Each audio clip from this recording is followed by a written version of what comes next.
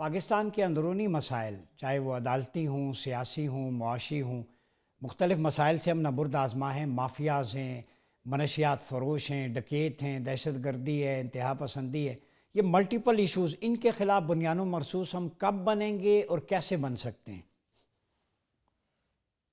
دیکھیے، اس کی ایک ہی طریقہ ہے، وہ یہ کہ آپ کی گورننس صحیح ہونی چاہیے۔ آپ کی جتنی ڈپارٹمنٹس پبلک ڈیلنگ کے لیے کام کرتے ہیں، وہ اپنا کام صحیح اور ایمانداری سے کریں اور انصاف سے کریں۔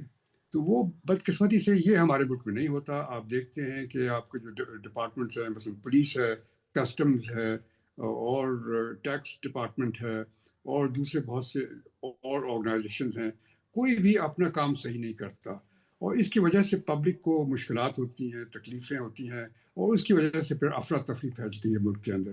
تو یہ وجوہات ہیں، اور اس کی وجہ یہ ہے کہ ہمارا جو ایڈمنسٹریشن ہے، یعنی ہمارے جو لوگ حکومت کرتے ہیں ہمارے پر، وہ اپنا کام صحیح طریقے سے نہیں کرتے، وہ گورننس صحیح انفورس نہیں کرتے۔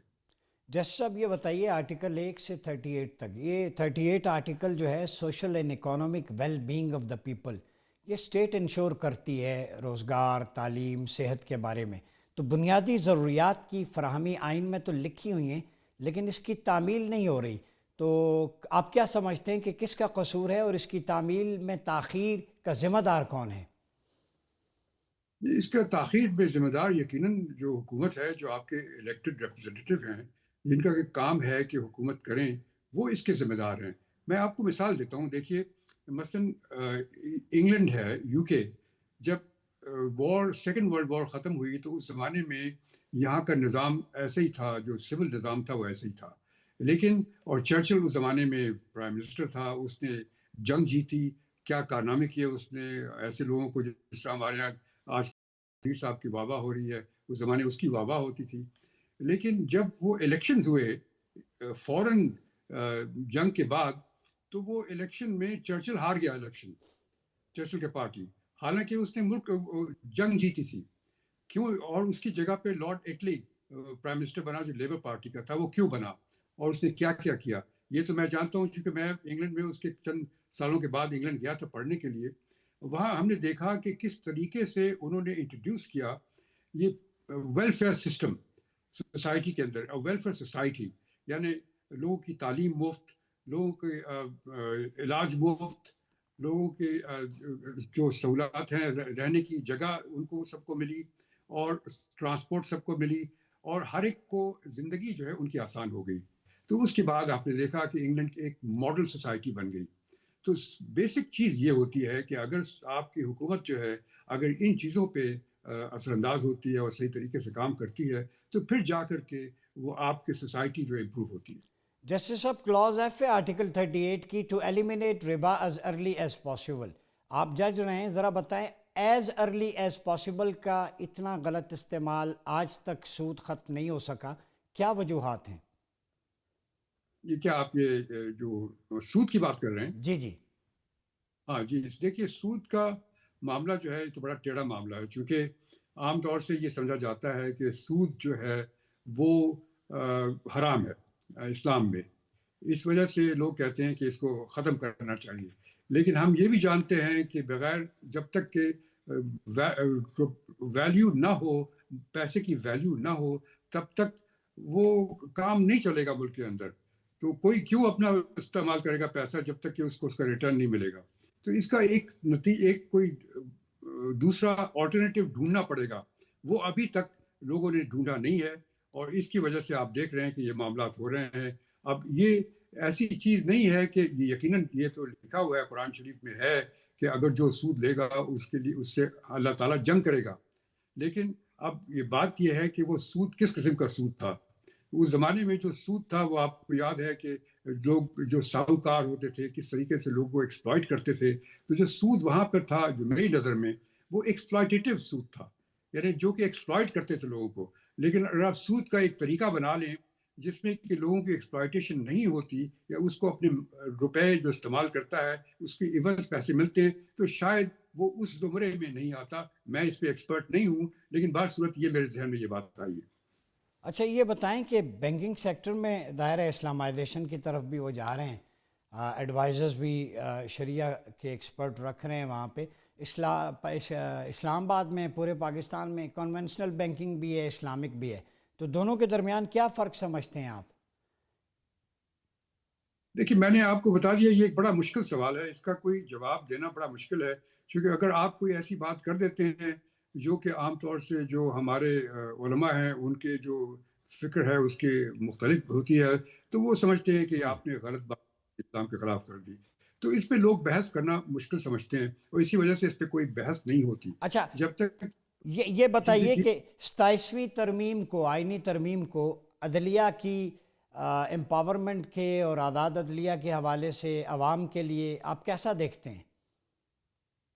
دیکھیے، میری نظر میں تو حالانکہ لوگ بڑا کرٹیسائز کرتے ہیں 27ویں ترمیم کو، لیکن میری نظر میں 27ویں ترمیم جو ہے وہ اس میں یقیناً کوئی ایسی چیزیں لائی گئی ہیں جس کو کہ آپ غلط نہیں کہہ سکتے.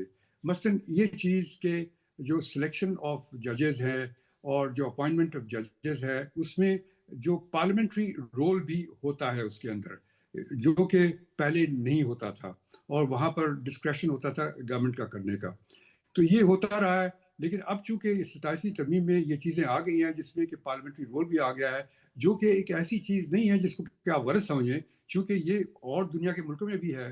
مثلاً امریکہ میں تو جب کوئی جج سلیکٹ ہوتا ہے، تو جب تک کہ اس کو سینٹ اپروو نہیں کرتی، ایک کانسٹیٹیوشنل کمیٹی، سینٹ کی کمیٹی اپروو نہیں کرتی، وہ جج نہیں بن سکتا. تو اس میں جو عوامی جو نمائندے ہیں، ان کی جو سوچ ہے اس کا بھی اس میں جمع ہونی چاہیے. جب تک کہ وہ نہ ہو تب تک نہیں ہو سکتا. یہ سب چیزیں اس میں انٹروڈیوس کی گئی ہیں، جو کہ میرے خیال میں ایک اچھی چیزیں ہیں، اور اس کو اگر صحیح طریقے سے عمل انداز کیا جائے تو یقیناً اس سے فائدہ ہوگا. اور دوسری بات یہ کہ کانسٹیٹیوشنل کورٹ کا جو چیز رکھی گئی ہے اس کے اندر، جی. اس میں شاید کانسٹیٹیوشنل کورٹ کی اتنی ضرورت نہیں تھی جتنے کی ایک کانسٹیٹیوشنل بینچ ہونی چاہیے تھی جو پہلے تھی، تو وہ زیادہ بہتر ہوتی. کانسٹیٹیوشنل کورٹ بنانے کے بعد تو ایسا لگتا ہے جیسے کہ دو سپریم کورٹس بن گئی. وہ یقیناً صحیح نہیں ہے، اور اس کو کسی طریقے سے اس کا سلوشن ڈھونڈنا پڑے گا. اچھا جسٹس صاحب، آپ بھی مسند انصاف پر متمکن رہیں. ہماری عدلیہ کا 130 139 کا بھی آخری نمبروں پہ ہے، اور مقدمات 25 لاکھ سے زیادہ پینڈنگ ہیں. پرکس اینڈ پریولیجز دیکھیں، عوام کو انصاف نہیں ملتا، 4 نسلیں گزر جاتی ہیں. کہاں سکم ہے، خرابی ہے ہمارے نظام عدل میں کہ فوری اور سستا انصاف صرف قانون کی کتاب میں ہے لیکن عملاً نہیں ہے؟ دیکھیے، جو اب میں تو بنچ پہ رہ بھی چکا ہوں اور پریکٹس بھی کرتا رہا ہوں، 40-50 سال پریکٹس کے بھی ہو گئے. دیکھیے، ہوتا یہ ہے کہ یہاں پر جب کیسز کوئی سامنے آتے ہیں کورٹ کے، تو کورٹ جو ہے وہ چاہتی یہ ہے کہ کسی طریقے سے معاملہ رفع دفع ہو جائے. عام طور سے ججز نہیں چاہتے کہ ایک چیز کو سنیں اور اس کا فیصلہ دے دیں، اور اس کی وجہ سے اس میں ڈیلیز ہوتے ہیں. اور دوسرے یہ کہ جو وکلا حضرات، وہ بھی اس میں اگر ان کو تیار نہیں ہے تو اس کو ڈیلے کرنے کی کوشش کرتے ہیں. تو دونوں طرف سے یہ کوشش کی جاتی ہے کس طریقے سے ڈیلے ہو، اور اس کو کرنے کا طریقہ یہی ہے جو کہ قانون میں لکھا ہے. مثلاً یہ قانون میں لکھا ہوا ہے کہ جب کوئی کیس ایک دفعہ اس کی ہیئرنگ شروع ہو تو وہ جب تک ختم نہ ہو جائے وہ کنٹینیو کرے. یہ لکھا ہوا ہے، لیکن کوئی ایسا نہیں کرتا. اگر ایسا کر دے کہ جب ایک کیس شروع ہو گیا تو آپ اس دن نہیں ختم ہوا، آپ دوسرے دن چلیں اور دوسرے دن اس کو ختم کر دیں، پھر تو بڑی اچھی بات ہے، تو ہو جائے گا. لیکن ایسا ہوتا نہیں ہے، اور اس کی وجہ سے آپ دیکھتے ہیں کہ یہ ڈیلیز ہوتے ہیں. اور پھر ایک تو یہ چیز، دوسری یہ کہ پھر بلا وجہ لوگ جو ہیں اپلیکیشن فائل کرتے ہیں کہ کسی کے خلاف فیصلہ ہو گیا، اس نے اپلیکیشن فائل کر دی اس کو ڈیلے کرنے کے لیے. تو اسینشلی یہ لائرز کا بھی قصور ہے اور ججز کی بھی تھوڑی سی انیفیشنسی ہے جس کی وجہ سے یہ ہوتا ہے. اور اس کے لیے ایک ہی طریقہ ہے، وہ میں آپ کو بتاتا ہوں. وہ یہ کہ ہمارے ملک میں جو سسٹم نافذ ہے اس کو ہم ایڈورسریل سسٹم کہتے ہیں. یعنی اس میں ایک طرف سے ایک وکیل پیش ہوتا ہے، دوسری طرف سے دوسرا وکیل پیش ہوتا ہے. ایک وکیل اپنے کلائنٹ کی بات کرتا ہے، دوسرا وکیل اپنے کلائنٹ کی بات کرتا ہے، اور پھر وہ ایک دوسرے سے لڑتے جھگڑتے ہیں، اور جج سے سنتا ہے اور فیصلہ کرتا ہے. لیکن اس کے برعکس آپ دیکھیں یورپ میں جو سسٹم نیپولین بوناپارٹ نے نافذ کیا تھا، اس نے یہ سسٹم نافذ کیا تھا جس کو کہتے ہیں کہ کوڈ نیپولین، جس میں اس نے یہ نافذ کیا تھا کہ جو فیصلہ جج کرتا ہے وہ جو اس کے سامنے پارٹی آتی ہے اس کو سن کے فیصلہ کرتا ہے. اور یہ نہیں کہ آپ ایک وکیل کی بات سنیں اور دوسرے وکیل کی بات سنیں، اس کو بھی انکلوڈ کرتے ہیں. اور اس کی وجہ سے چونکہ ہر ایک آدمی اپنے کیس کا بہترین وہ وکیل ہوتا ہے، تو وہ اس کی وجہ یہ ہوتا ہے کہ آپ دیکھیں یورپ میں کبھی کوئی ڈیلیز نہیں ہوتے. یورپ میں کبھی آپ نے سنا ہے کہ کوئی کیسز ڈیلے ہوتے ہیں؟ بالکل ڈیلے نہیں ہوتے. دوسری یہ بات ہوتی ہے کہ ہمارے سسٹم میں اپیلیں بے انتہا ہوتی ہیں. ایک کیس ختم ہوا، دوسری اپیل ہو گئی، اس کے بعد تیسری اپیل ہو گئی. یورپ میں ایسا نہیں ہوتا. یورپ میں بالکل ایسا نہیں ہوتا. وہاں پہ 2-3 سال میں کیسز ختم ہو جاتے ہیں. تو ہمیں اپنا سسٹم چینج کرنے کی ضرورت ہے. اور یہی سسٹم جو یورپ میں سسٹم نافذ ہے، وہ اسی طرح کا سسٹم ہماری شریعہ میں بھی ہے. شریعہ میں بھی اسی قسم کی چیز ہے. اس میں بھی ہمارے جو سسٹم یہاں پہ انگریزوں کا سسٹم جو یہاں پہ نافذ کیا ہوا ہے وہ نہیں ہے. شریعہ کا سسٹم بھی یورپین سسٹم کے نزدیک ہے. اگر ہم شریعہ کا سسٹم لے کر کے اس میں ماڈرن جو چیزیں ہیں اس کو لگا کر کے اس کو استعمال کریں تو یقیناً ہم بہتر ہو سکتے ہیں. ہمارا جوڈیشل سسٹم بہتر ہو سکتا ہے. جی جیسا بجا فرمایا شریعہ کا سسٹم وہی ویلفیئر کا عدل و انصاف کا ہے، لیکن یہ بتائیے ہمارے ہاں ہائی کورٹ ہے، سیشن کورٹ ہے، سپریم کورٹ ہے، عدالتیں، لیکن لوور کورٹس نچلے لیول پہ town court, district courts, U C level کے مقدمات وہیں پہ نپٹیں. وہاں کا جو گریجویٹ ہے، جو لا گریجویٹ ہے، اس کو وہاں لگائیں. نئی اپورچونیٹیز بھی روزگار کی پیدا ہوں گی اور عدالت پہ بوجھ کم ہوگا. آپ کیا سمجھتے ہیں یہ تجویز قابل عمل ہے؟